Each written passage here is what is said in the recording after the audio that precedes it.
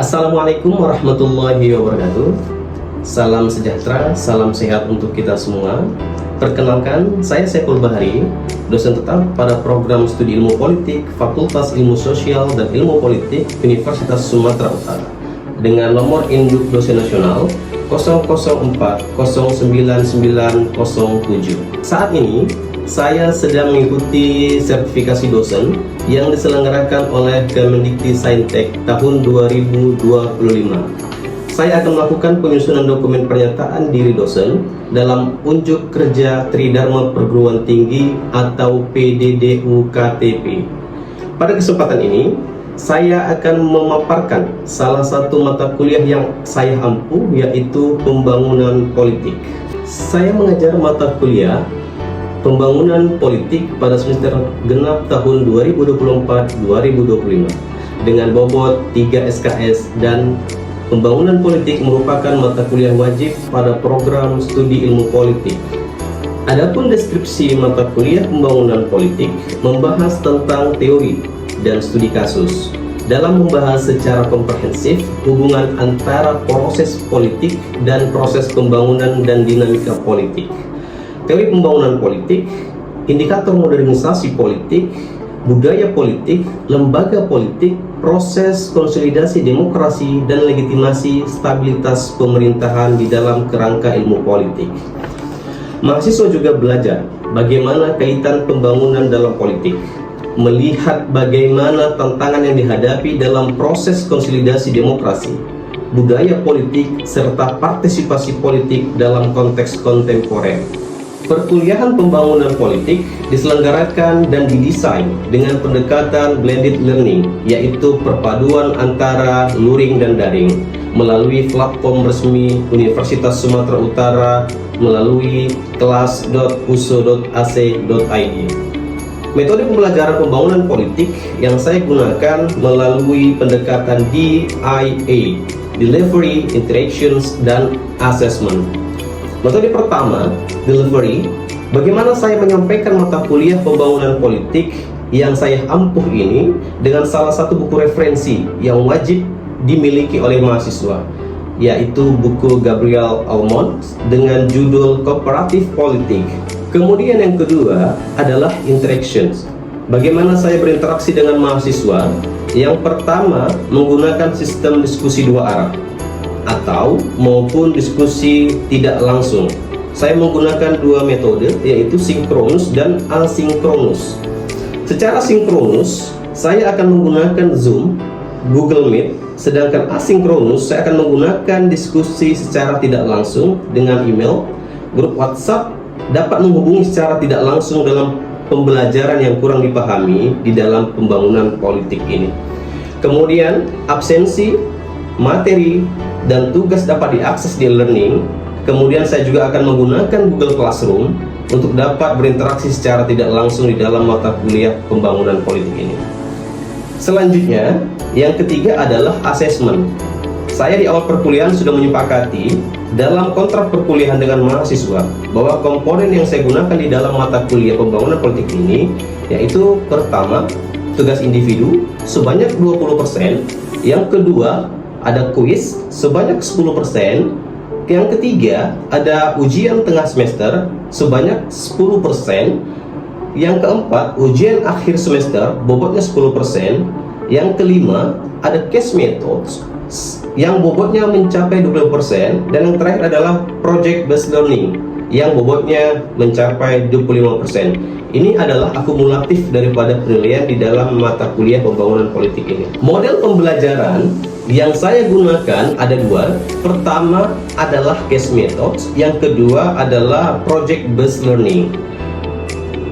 Case methods, setiap dua pertemuan saya akan memberikan diskusi dan mini kasus untuk didiskusikan secara kelompok maupun individu di kelas, tentu di dalam konteks mata kuliah pembangunan politik. Yang kedua, project based learning. Saya memberikan tugas akhir kepada mahasiswa untuk membentuk kelompok, di mana di pertemuan ke-14 dan ke-15 setiap mahasiswa menyusun rekomendasi terkait dengan analisis fenomena yang terjadi dalam konteks pembangunan politik di daerah masing-masing. Capaian pembelajaran di dalam mata kuliah pembangunan politik ada 3. CPL pertama, mahasiswa mampu mengimplementasikan teori pembangunan secara komprehensif. CPL yang kelima, mahasiswa mampu menganalisis dinamika politik secara komprehensif. CPL ketujuh, mahasiswa mampu merancang pembangunan politik secara komprehensif di dalam konteks mata kuliah pembangunan politik ini. CPMK di dalam mata kuliah pembangunan politik pertama, mahasiswa mampu memahami dan menjelaskan teori-teori dan pendekatan dalam pembangunan politik. Kedua, mahasiswa mampu memahami, menganalisis hubungan antar lembaga politik dalam konteks hubungan aktor politik dan pemerintahan. Yang ketiga, mahasiswa mampu memahami proses dinamika, tantangan pembangunan politik yang berada dalam negara-negara berkembang. Yang terakhir, CPMK dalam mata kuliah ini adalah mahasiswa mampu menjelaskan konsep pembangunan politik tentang strategi pembangunan di Indonesia. Mata kuliah pembangunan politik memiliki beberapa materi pembelajaran. Yang pertama, materi yang akan saya bawakan terkait dengan mata kuliah pembangunan politik, yaitu di pertemuan pertama saya akan membahas tentang kontrak perkuliahan antara saya dengan mahasiswa. Yang kedua, saya akan membahas tentang pengantar konsep dasar pembangunan politik. Yang ketiga, saya akan membahas tentang teori modernisasi dalam konteks pembangunan politik. Yang keempat, saya akan membahas materi tentang institusi politik. Kemudian, yang kelima, saya akan membahas tentang nilai-nilai dalam demokrasi. Yang keenam, saya akan membahas tentang birokrasi. Yang ketujuh, saya akan membahas materi pembangunan politik ini dalam perspektif partai politik. Yang kedelapan, saya akan membahas materi tentang budaya politik. Yang kesembilan, saya akan membahas tentang korupsi dalam konteks pembangunan politik. Yang kesepuluh, saya akan membahas tentang teori strukturalisasi dalam pembangunan politik. Yang kesebelas, saya akan membahas materi tentang masyarakat sipil dan demokratisasi di Indonesia. Yang ke-12, saya akan membahas tentang politik identitas.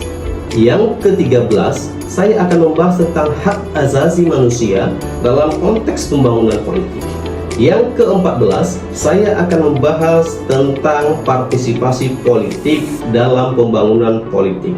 Baiklah, untuk tahapan berikutnya, mari kita simak video pembelajaran mata kuliah pembangunan politik berikut ini. Assalamualaikum warahmatullahi wabarakatuh.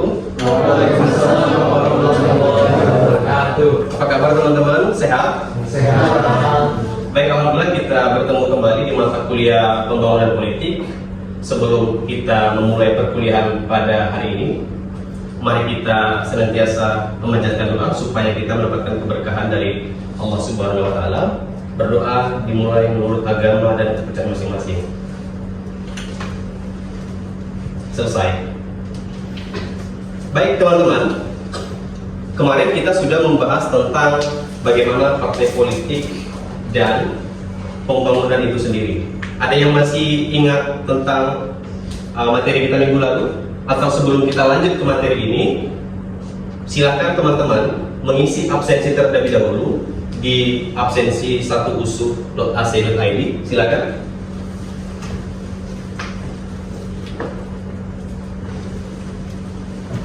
Oke, selesai. Absensi selesai. Baik, ada yang ingin menjelaskan tentang hasil pertemuan kita minggu lalu? Oke. Terima kasih. Di mana pada minggu lalu Bapak menjelaskan bagaimana partai politik dan pembangunan, yang mana pada materi sebelumnya dijelaskan tentang apa itu partai politik dan bagaimana pembentukan partai politik dan berbicara pembangunan partai politik itu tersendiri. Oke, terima kasih atas review materi pertemuan kita minggu lalu. Betul, tentang partai politik dan pembangunan politik berkelanjutan kita sudah bahas minggu lalu, dan hari ini kita akan bahas tentang budaya politik dalam mata kuliah pembangunan politik. Jadi ketika kita berbicara tentang budaya politik, kita tidak bisa lari dari budaya kearifan lokal, terkhusus kita di Indonesia. Yang menarik adalah ketika kearifan lokal ini menjadikan kita sebagai kekuatan politik di dalam mengikuti politik praktis di Indonesia. Budaya politik merupakan sebuah nilai, sebuah ide, sebuah kerangka orientasi warga negara di dalam menjalankan sistem politik, termasuk bagaimana kita memahami nilai, bagaimana kita berinteraksi dengan institusi politik dan aktornya. Inilah yang disebut dengan budaya politik yang berjalan di dalam pembangunan politik itu sendiri. Jadi teman-teman, ketika kita berbicara tentang konsep yang dicetuskan oleh Gabriel Almond yang berbicara tentang the civil culture. The civil culture ini artinya masyarakat yang berbudaya yang memiliki kekuatan kemandirian terhadap keputusan-keputusan politiknya. Jadi dia tidak terintervensi oleh kepentingan asing ataupun kepentingan aktor yang di luar dari kehendaknya. Dia otonom. Sehingga Gabriel Almond menempatkan ini sebagai money orientasi daripada basic pembangunan politik, bagaimana individu menguatkan keputusan politiknya terhadap budaya yang dia miliki. Kuliah pembangunan politik ini terspesifik lagi kita membahas tentang budaya politik memiliki subbab pembahasan yang harus kita pelajari dan kita pahami secara maksimal. Pertama, kita akan mempelajari secara objektif dan substantif apa sebenarnya budaya politik itu. Nanti kita akan melakukan comparative analysis. Bagaimana budaya politik Jawa dengan politik Aceh? Bagaimana politik masyarakat Aceh dengan politik masyarakat Sumatera atau Batak dan sebagainya? Kita akan mempelajari itu. Yang kedua, kita akan membahas tipe budaya politik. Jadi tipe-tipe primordialisme, tipe-tipe yang patriarki, itu akan kita bahas di dalam budaya politik, dalam politik pembangunan yang saat ini akan kita jalankan. Yang ketiga, faktor pembentukan budaya politik. Ada beberapa faktor yang menyebabkan terbentuknya budaya politik. Salah satunya misalkan kita sering melakukan atau sering membacanya, yaitu adalah media massa, penggiringan opini. Ini juga sebagai salah satu faktor pembentukan budaya politik. Jadi orang terframing sehingga mudah memberikan asumsi opini terhadap sesuatu yang sedang viral misalkan, atau isu-isu yang lagi berkembang misalkan. Nah, yang terakhir kita akan bahas tentang budaya politik itu sendiri dalam konteks pembangunan politik. Kenapa pembangunan di daerah kita itu mandat misalkan, atau tidak sesuai dengan apa yang dijanjikan oleh politisi. Nah, kita masuk pada pembahasan tentang political culture atau budaya politik. Budaya politik merupakan pola, sikap, orientasi, ataupun keinginan seseorang untuk mendapatkan atau memilih aktor politiknya di dalam menjalankan keinginan politik praktis. Ketika kita berbicara tentang pemilu misalkan, apa yang kita ingat ketika kita berbicara tentang pemilu? Yang tercetus di dalam pikiran kita apa? Pemilu. Kekuasaan. Apalagi? Partai politik. Apalagi? Pemerintahan. Apalagi? Policy atau kebijakan. Nah, ini yang tercetus ketika kita berbicara tentang budaya politik dalam konsep orientasi politik. Nah, ini tidak bisa dilepaskan daripada kerangka kita di dalam berdemokrasi. Selanjutnya, tipe-tipe daripada budaya politik. Yang pertama, kita bisa lihat bagaimana tipe budaya politik itu membentuk masyarakat yang parokial. Artinya masyarakat yang menyadari keberadaan sistem politik. Masyarakat sadar akan sistem politik, masyarakat paham akan sistem politik, masyarakat ingin masuk ke dalam sistem politik. Misalkan begini, ada masyarakat komunal yang tidak paham dengan politik, tetapi dia masuk ke dalam sistem politik. Maksudnya apa? Coba, dia tak paham, tapi dia masuk ke dalam sistem politik. Nah, inilah yang menjadi dasar bagaimana budaya politik ini bisa mempengaruhi sistem politik itu sendiri. Makanya terbentuk macam-macam sistem politik. Ada sistem politik yang terbuka, ada sistem politik yang tertutup. Kalau dalam konteks demokrasi, partai politik kira-kira cenderung tertutup atau terbuka? Tertutup. Partai politik kita cenderung lebih tertutup. Meskipun berbalut memframing dirinya adalah partai politik yang demokrasi terbuka. Tapi faktanya, ketika kita melihat struktural daripada partai politik, itu tidak lebih daripada sekelompok komunal yang berisi tentang kekerabatannya saja. Sehingga apa yang terjadi? Sistem politiknya tidak berjalan sebagaimana mestinya. Kaderisasinya mandek. Kaderisasi politiknya tidak berfungsi sebagaimana mestinya. Selanjutnya tentang subjek. Subjek daripada budaya politik ini adalah masyarakat, kita, masyarakat yang menjadi subjeknya. Kita lah yang menyadari tentang partisipasi politik itu sendiri. Kalau ada pemilu di daerah kita, apakah kita memilih calon tertentu berdasarkan pilihan kita atau berdasarkan pilihan orang lain? Atau ada alasan faktor yang lain, misalkan money politik? Kira-kira kita memilih itu kenapa?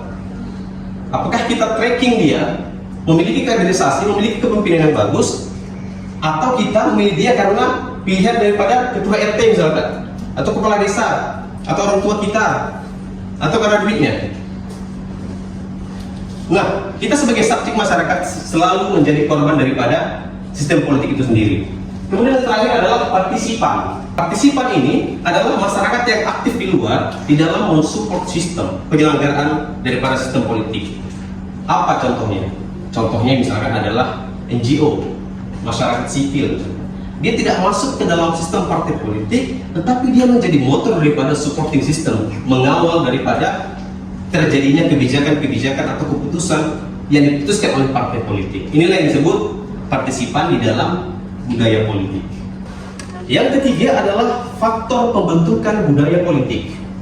Saya tadi sudah menyampaikan di awal, salah satu faktor di dalam pembentukan budaya politik adalah media. Kenapa media? Kenapa media menjadi salah satu faktor dalam pembentukan budaya politik? Kenapa? Ada yang bisa membantu saya? Ada? Ada? Karena ada? Karena media massa, dari situ kita bisa mengakses segala informasi.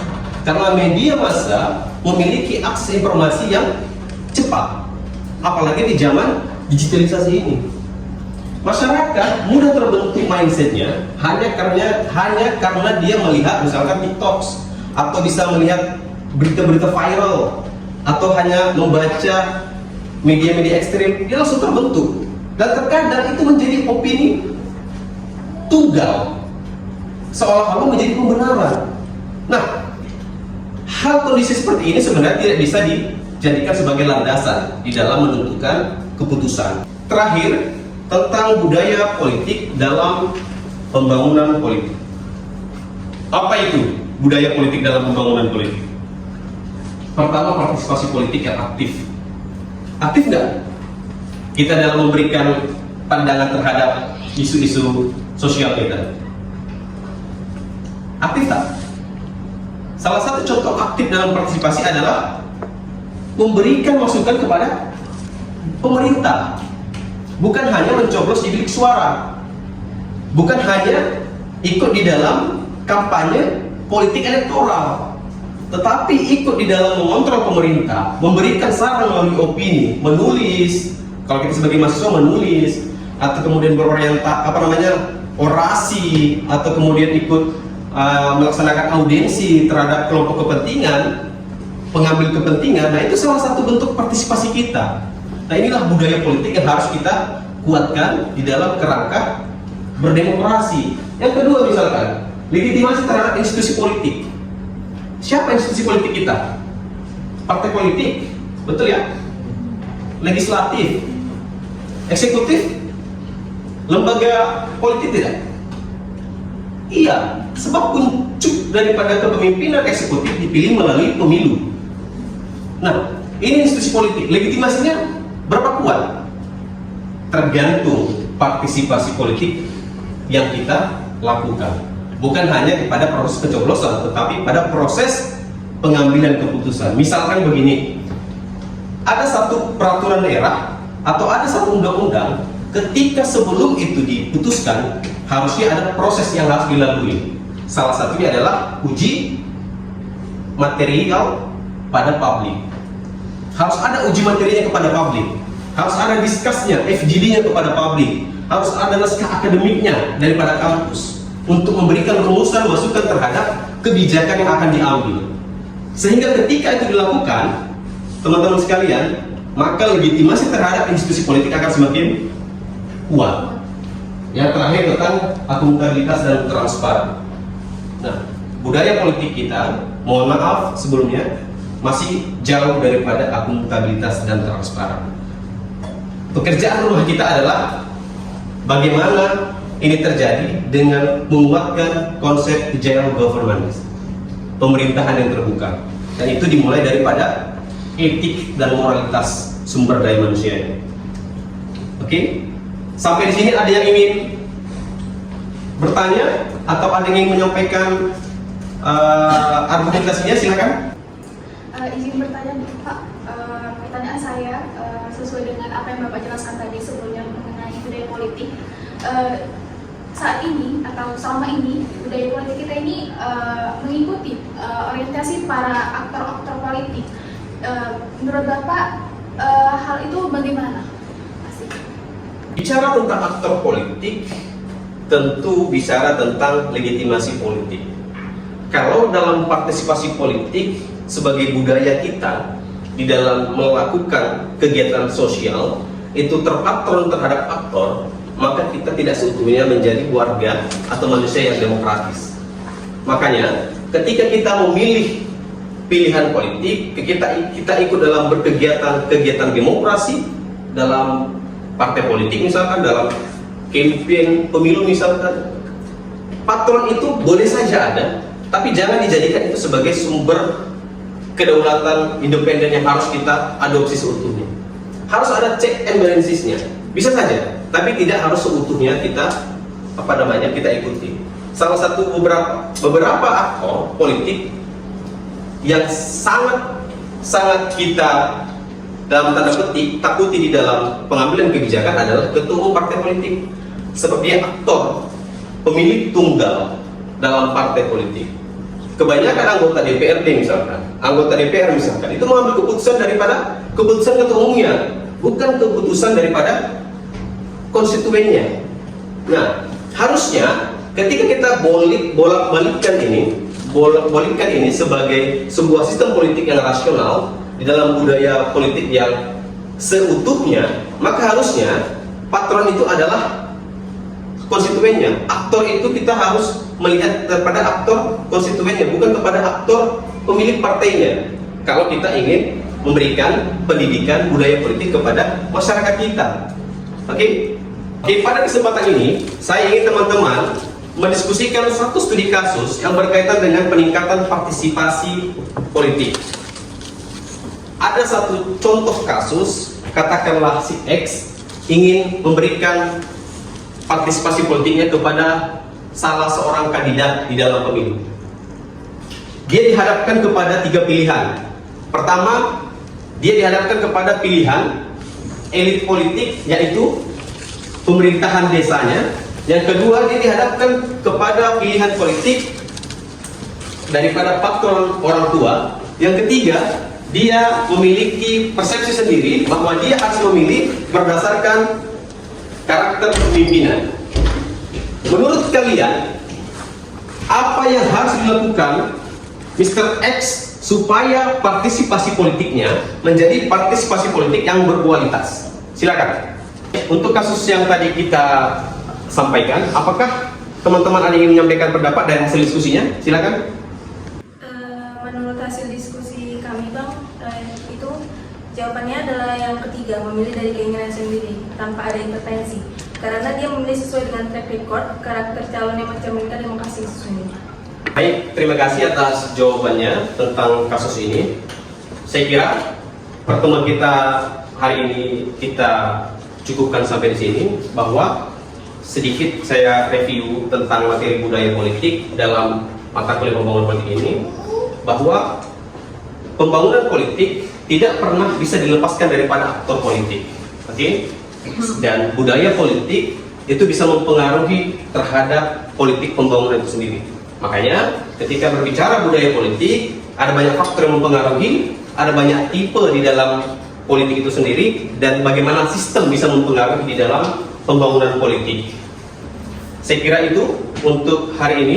Mudah-mudahan apa yang kita pelajari hari ini membawa berkahan bagi kita, membawa pemahaman yang baru bagi kita untuk bekal kita di masa mendatang. Saya kira itu. Mohon maaf apabila ada kesalahan.